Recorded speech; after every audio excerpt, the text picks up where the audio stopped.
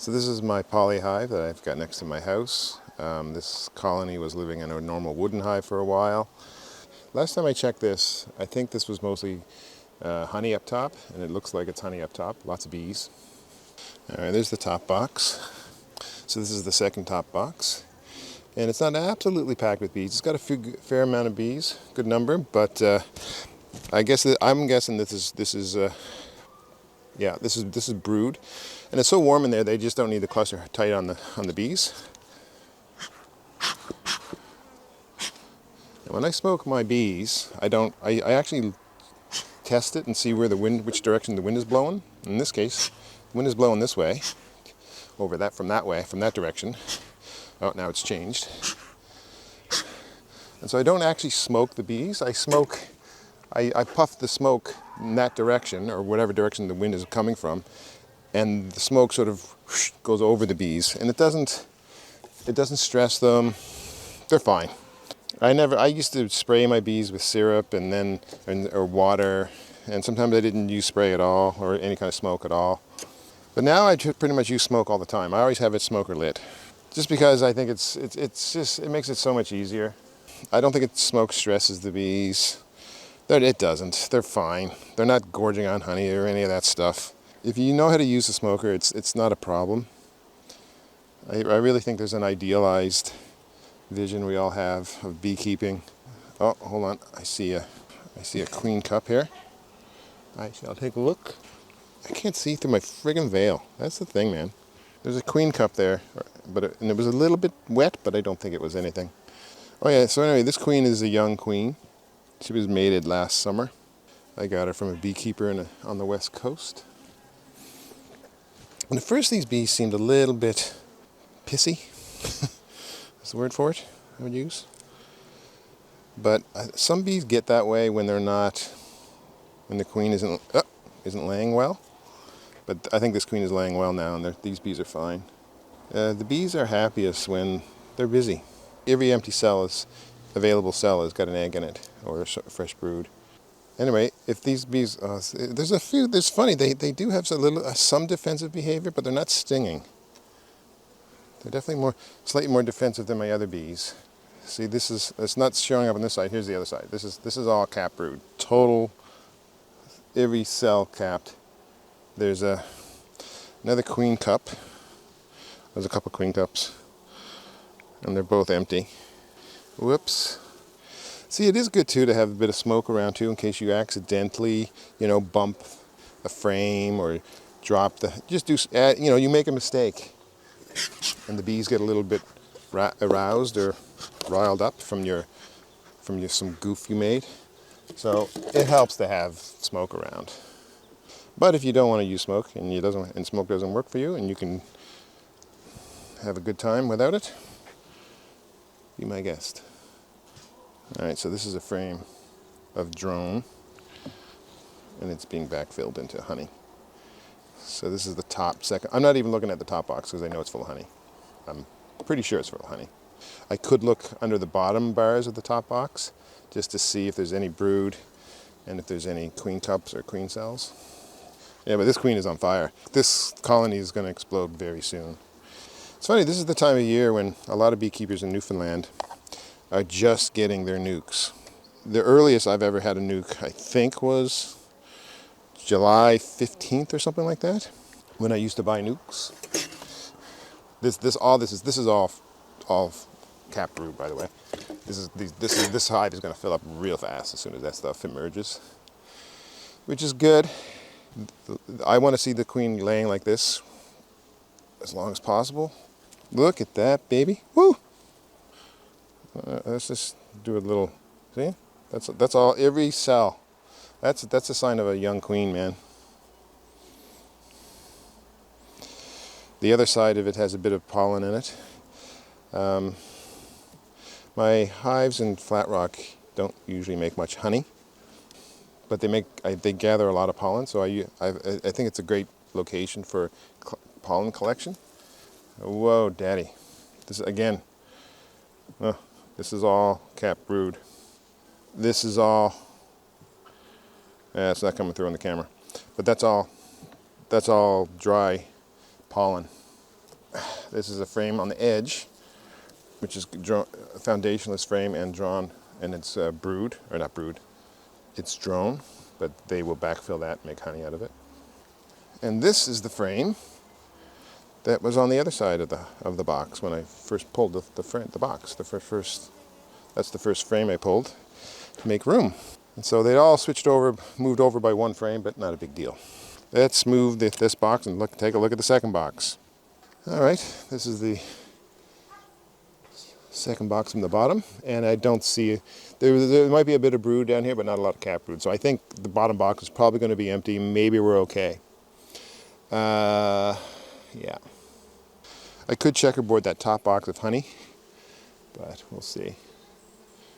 Doesn't look too bad, but again, it's not extremely packed with bees. And I would hope to find fresh brood down here.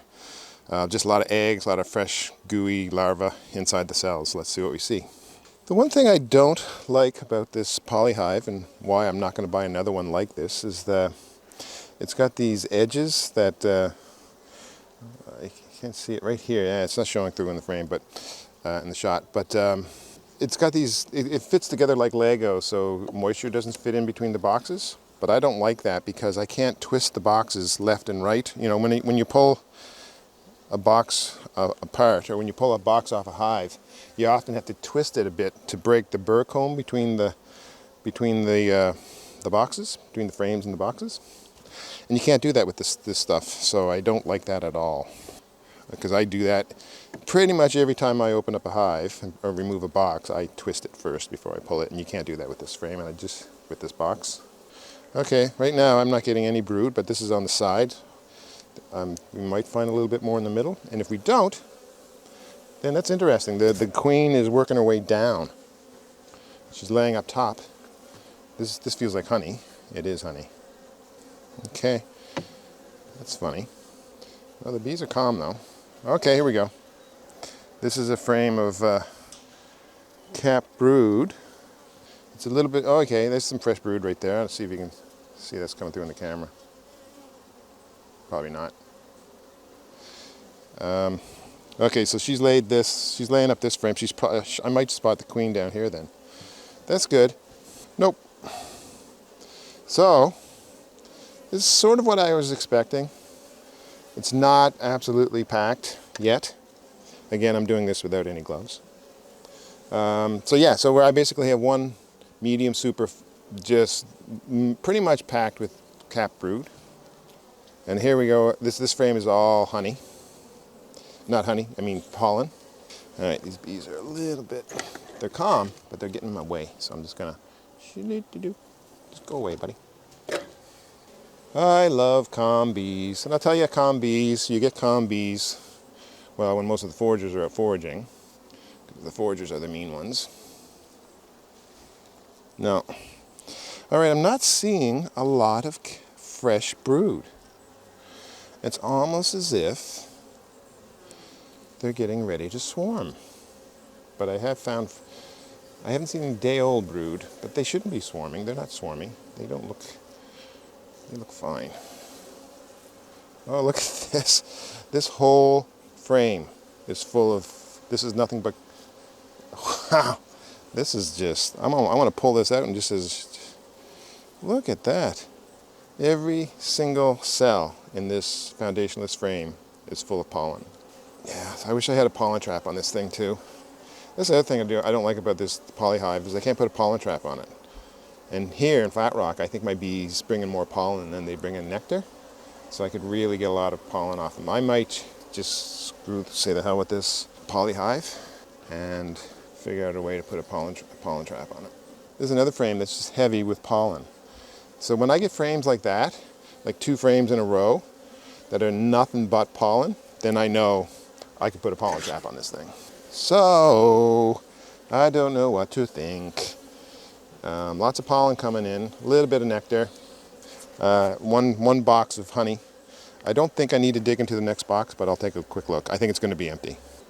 Okay, so this is the bottom box. Lots of bees just farting around. A fair number of bees, but it's completely empty. I didn't check these few frames, but all of them are just empty drawn comb.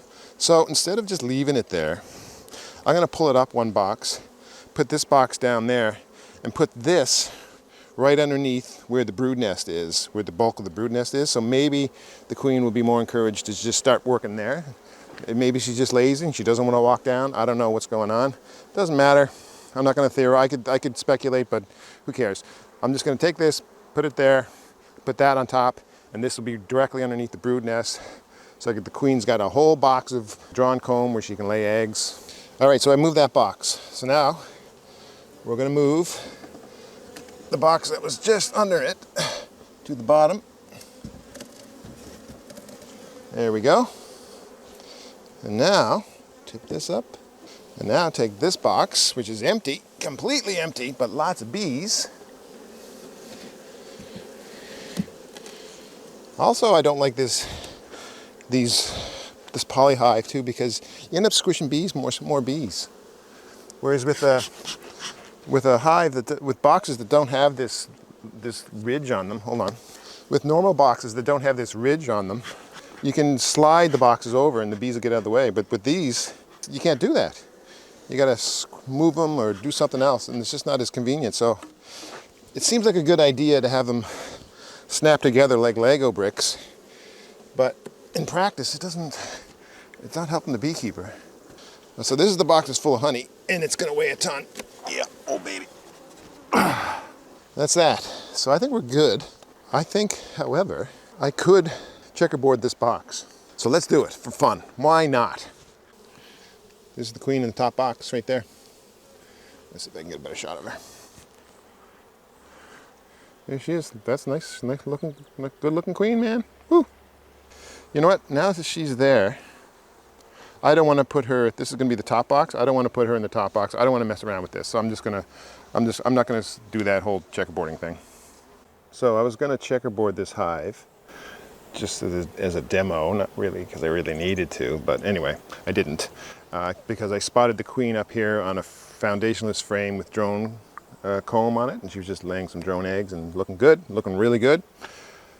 So instead of clearing up more space up here and getting the queen to lay up, I said, screw that, let's just leave this as a honey box. Then I took this box, which was on the bottom, but now it's all just empty drawn comb. That empty drawn comb is right below the brood nest. I could have put it up here, but I think she'll be fine. She'll come down here into the brood nest, and eventually she'll come down there, and she'll start laying and hopefully fill all this up with eggs.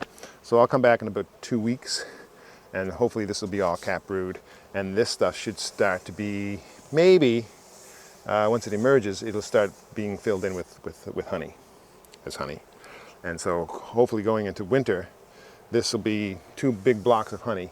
And then this will all start being filled in with honey, and the brood nest will live right down there in the winter, and everybody will live happily ever after. But that's what I'm going to do right now.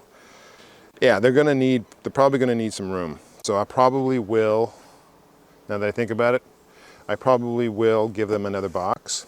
I could put another box right here on top of the honey super, but when I can, and I've been doing this lately and it's worked out really well, when I add a super full of drawn comb, I like to bring it as close to the brood nest as I can. Put it underneath the honey is what I'm saying.